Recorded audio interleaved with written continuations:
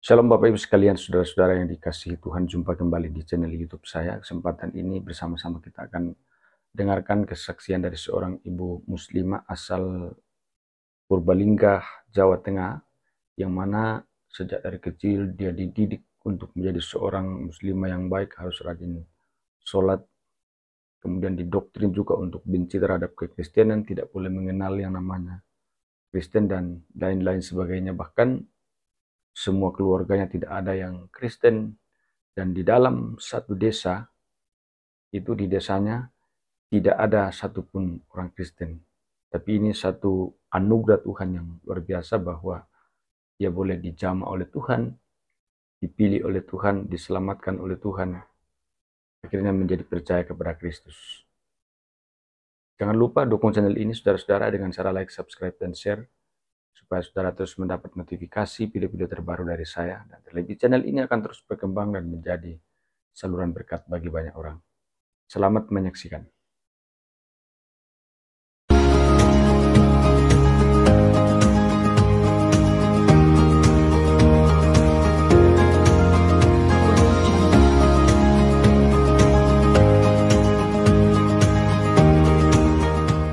Saya berasal dari Jawa Tengah, Purbalingga. Perkenalkan, nama saya Endri Handayani. Saya latar belakang saya adalah seorang Muslim dan saya dididik dari kecil untuk tidak mengenal Kristen.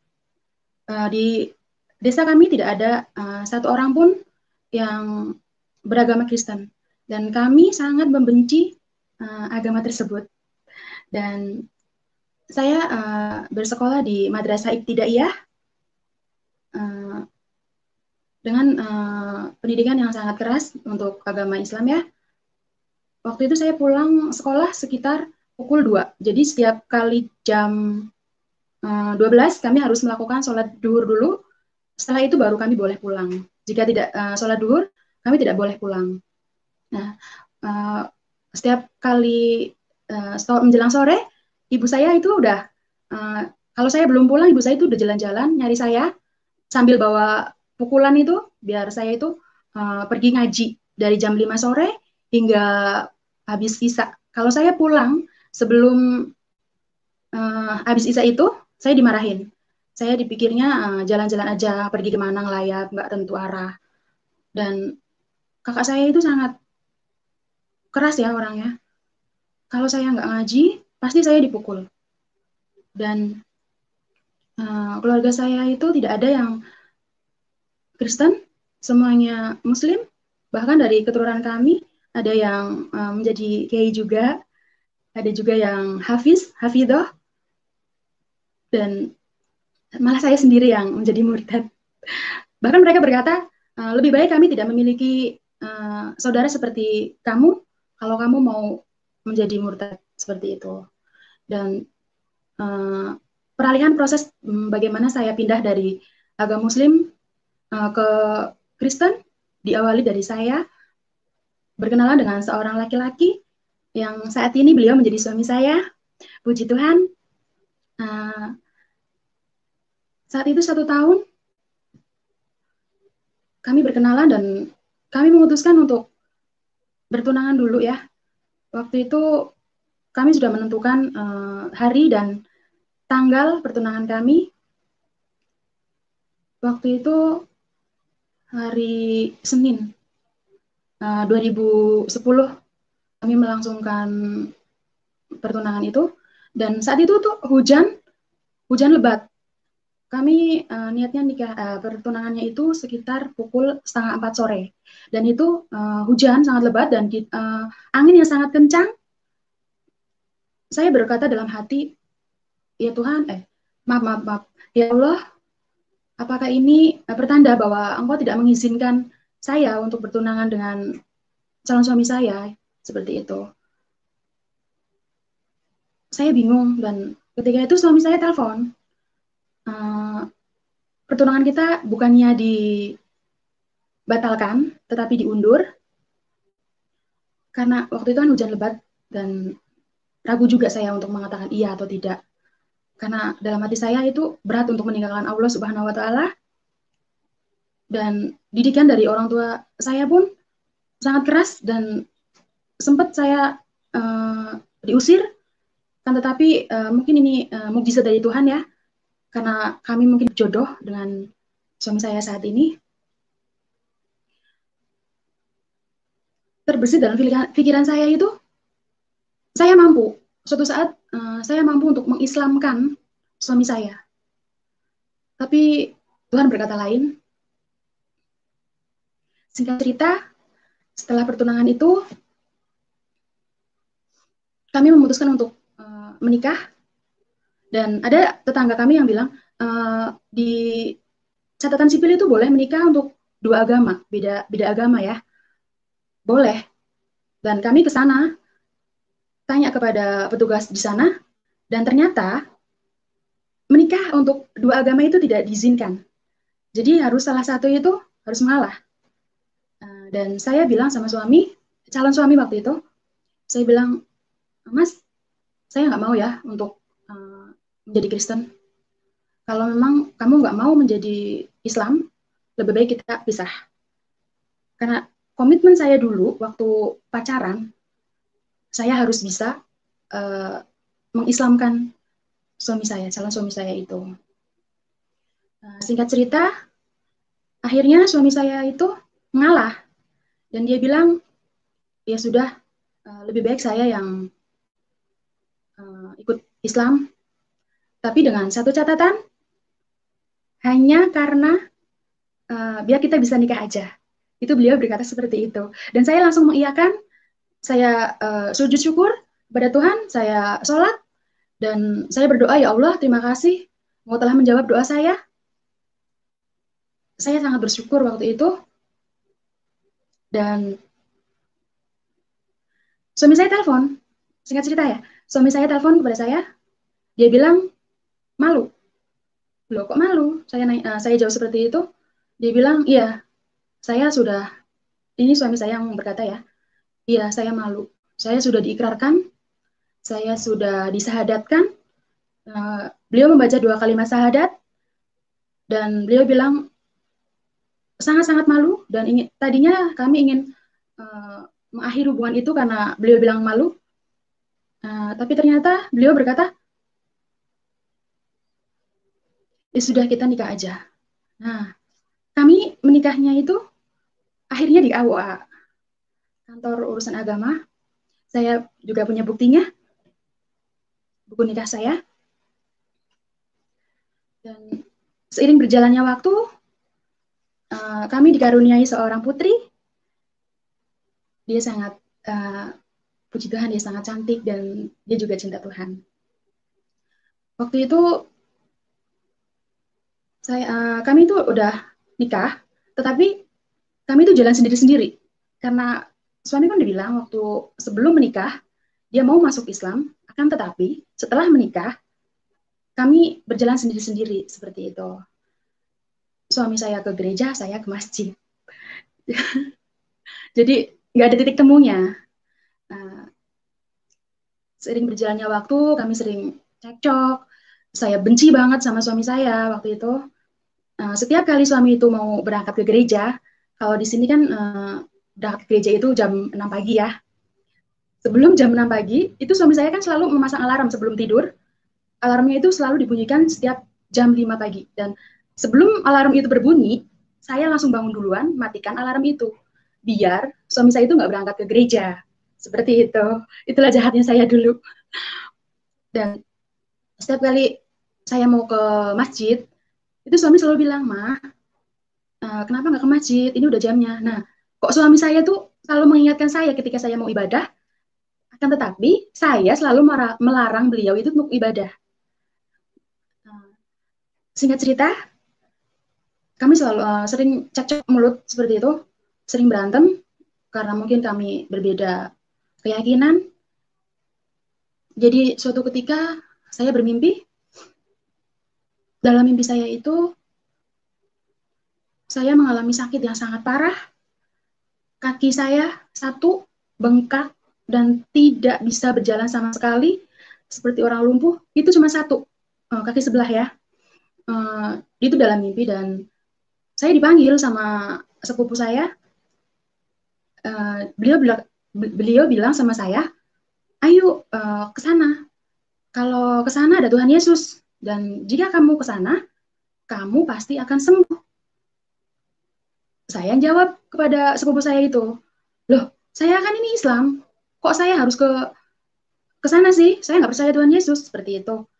Dan sepupu saya itu bilang, siapa saja yang percaya, entah itu dari agama manapun, entah itu Islam, entah itu apapun itu, jika kamu percaya, kamu pasti sembuh.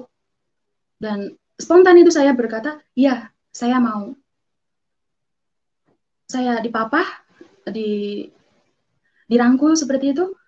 Saya melihat di awan itu, iya, terlihat jelas ada Tuhan Yesus, dan di ruangan itu tuh banyak orang yang melihat, tapi nggak ada yang melihat. Cuma saya sama abang saya itu, abang sepupu saya itu yang melihat, dan mereka tidak ada yang melihat.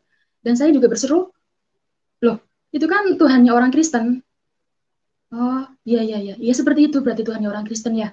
Nah, pagi harinya saya terbangun, dan saya bertanya-tanya dalam hati, apa ya arti mimpi itu? Kok saya bisa mimpi Tuhannya orang Kristen? Saya penasaran dalam hati, saya ingin mencari jawaban dari mana. Sedangkan saya sama suami kurang akur, karena saking bencinya saya sama agama Kristen ya. Tapi puji Tuhan, waktu itu bertepatan dengan doa 10 hari, saya belum mudeng itu waktu dulu, belum maksud apa itu artinya doa 10 hari. Saya bilang ke mama mertua saya, Mah, besok saya mau ikut ke gereja, boleh apa enggak? Dan beliau sangat kaget, sebab beliau tuh tahu banget begitu bencinya saya sama Kristen, dan beliau bilang, loh, apa yang membuat kamu itu berubah pikiran seperti itu? Saya tidak memberikan alasan yang saya mimpi itu, saya tidak memberikan pernyataan seperti itu. Saya cuma diam, saya cuma bilang, ya saya pengen aja, pengen ke gereja. Oh ya udah, besok malam mulai ikut aja, ya seperti itu. Saya langsung malamnya itu saya ke gereja, saya ikut doa 10 hari itu, dan begitu saya masuk ke ruangan itu, terasa aneh, kok gini ya ibadahnya orang Kristen seperti itu. Saya duduk di lantai, dia beralaskan karpet, karpet kecil itu, saya duduk di situ, dan mereka pada bernyanyi-nyanyi gitu, puji Tuhan, menyampaikan puji-pujian ya, seperti itu. Mereka mereka ya, saya bingung seperti di situ, saya bingung kok kayak gini gitu.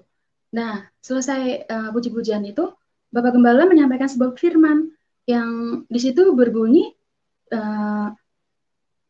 kasihilah musuhmu. Loh, kok kasihilah musuhmu ya? Dalam hati saya itu bertanya-tanya. Nah, di mana-mana musuh itu kita harus bunuh, kita harus benci, kita harus abaikan seperti itu. Karena musuh itu kan nggak penting.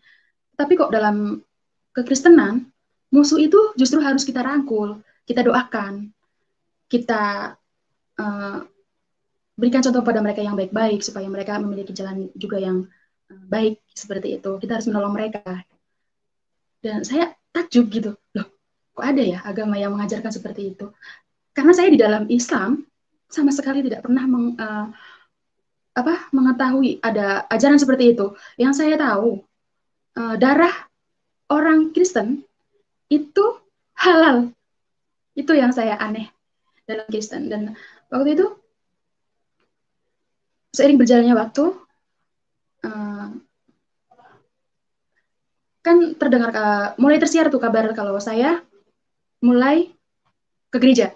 Dan mereka bertanya-tanya, ada yang datang ke rumah langsung, mereka bertanya, apa kamu benar sudah terima Tuhan Yesus? Dan saya katakan dengan tegas, iya, saya terima. Saya waktu itu juga bangga banget. Padahal saya belum mengerti firman sama sekali. Dan saya bangga banget karena ini loh jalan kebenaran. Musuh aja dikasihi, seperti itu. Ada juga tetangga yang datang tiba-tiba pagi-pagi ke rumah saya, mengetok rumah saya, dan dia bilang, kamu itu rugi. Masuk Kristen itu rugi. kamu bakal jadi arangnya neraka, kamu bakal susah, kamu bakal, pokoknya dia itu bersumpah serapah mengutuk saya yang masuk Kristen, itu langsung face to face. Dan saya hanya, ya terima kasih, itu aja. Dia langsung pulang. Singkat cerita, keluarga saya pun mendengar hal seperti itu, dan abang saya bilang, kamu jangan pernah lagi injak rumah saya, dan saya tidak memiliki adik seperti kamu.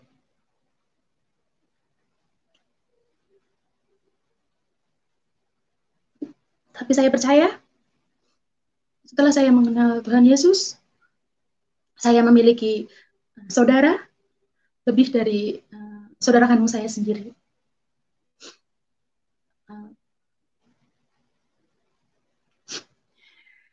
Maaf teman-teman.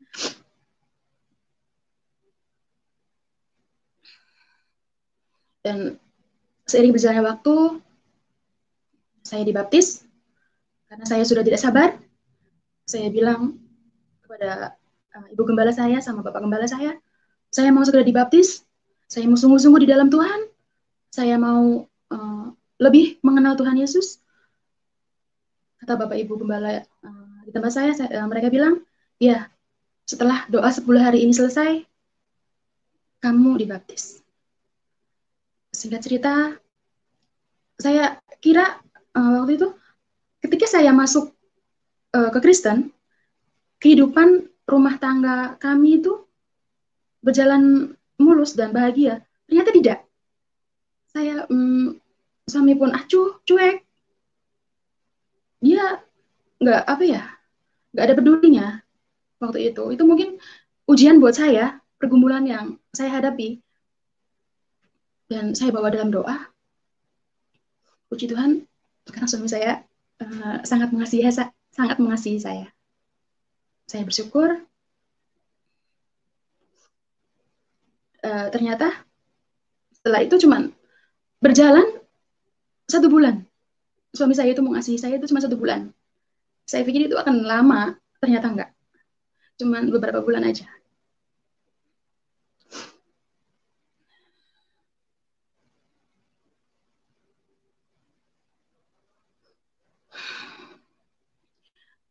Ketika itu saya bilang sama suami, karena kami ribut besar, ada suatu masalah yang kami alami.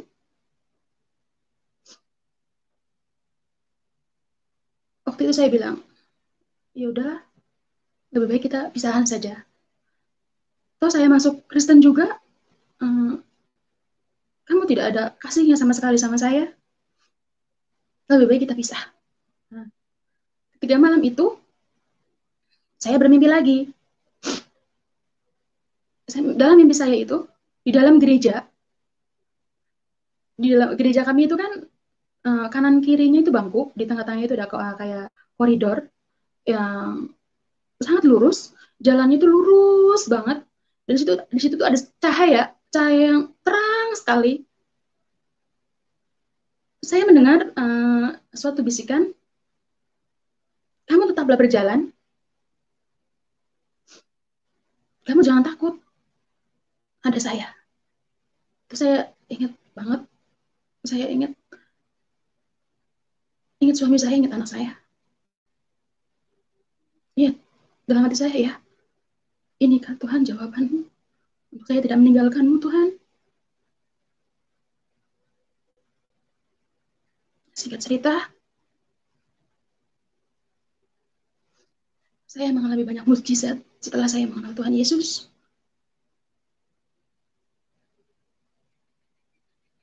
Suatu ketika saya diizinkan sakit tenggorokan yang suaranya sama sekali tidak bisa keluar. Dan saya bilang kepada Ibu Pendeta Indri, saya berkata kepada beliau melalui WA, saya chat beliau, saya bilang, Bu, saya minta doanya Bu, saya sedang sakit. Dan beliau langsung telepon saya. Beliau berkata, Coba Ibu baca di dalam Yohanes 10 ayat 10. Waktu itu saya nggak bisa jawab. Saya bilang, nah, karena suara saya nggak ada sama sekali. Dan beliau berkata, di dalam Yohanes 10 ayat 10, pencuri datang hanya untuk mencuri, membunuh, dan membinasakan. Aku datang supaya mereka mempunyai hidup dan mempunyainya dalam segala kelimpahan. Dan saya mengaminkan, amin. Apa maksudnya itu, Bu? Nah, karena saya belum mengerti firman, dan beliau menjelaskan, setiap sakit yang kita derita, itu datangnya bukan dari Tuhan, melainkan dari iblis. Sebelum saya mengenal firman Tuhan, saya berpikir itu, kalau kita sakit, ya itu ujian dari Tuhan. Ternyata itu saya salah. Dan saya mengaminkan firman itu, dan Ibu Indri berkata, katakan dengan imanmu, Yohanes 10 ayat 10, dan hardik iblis itu. Iya Bu, saya langsung berkata, amin. Dan tidak menunggu waktu besok nanti atau kapanpun itu, saat itu juga, puji Tuhan, Tuhan Yesus dahsyat, saya langsung disembuhkan. Dan saya bersyukur mengenal tim Yusuf Manubulu, karena mereka adalah orang-orang yang sungguh luar biasa, sungguh dipakai Tuhan dalam pelayanan mereka, dan mereka adalah orang hebat, karena mereka memiliki Tuhan yang hebat. Haleluya. Saya percaya kehebatan Tuhan Yesus itu dahsyat dalam kehidupan saya, dalam kehidupan orang-orang yang percaya. Amin. Saya juga merasa hadirat Tuhan saat ini hadir dalam hidup saya. Saya ada saat ini bukan karena kehebatan saya, tetapi Tuhanlah yang hebat. Tuhanlah yang sangat dahsyat. Itulah kesaksian dari saya. Biarlah kesaksian ini boleh menjadi berkat buat saya dan buat teman-teman semua yang mendengarkan dan menyaksikan di channel Yusuf ini. Dan waktu dan tempat saya kembalikan kepada Bapak Pendeta Yusuf. Demikian kesaksian ini, saudara-saudara, semoga bermanfaat, memberkati, mengedukasi kita, supaya kita semakin semangat, semakin tumbuh dalam Tuhan. Sekalipun banyak tantangan persoalan hidup yang kita hadapi dalam dunia ini, tapi kita percaya bahwa Tuhan senantiasa beserta kita, dan hidup kita berharga, bernilai di hadapan Tuhan. Karena saudara dan saya yang percaya kepada Kristus adalah orang-orang yang sudah diselamatkan oleh Tuhan. Tuhan Yesus memberkati, dan sampai jumpa di video-video berikutnya.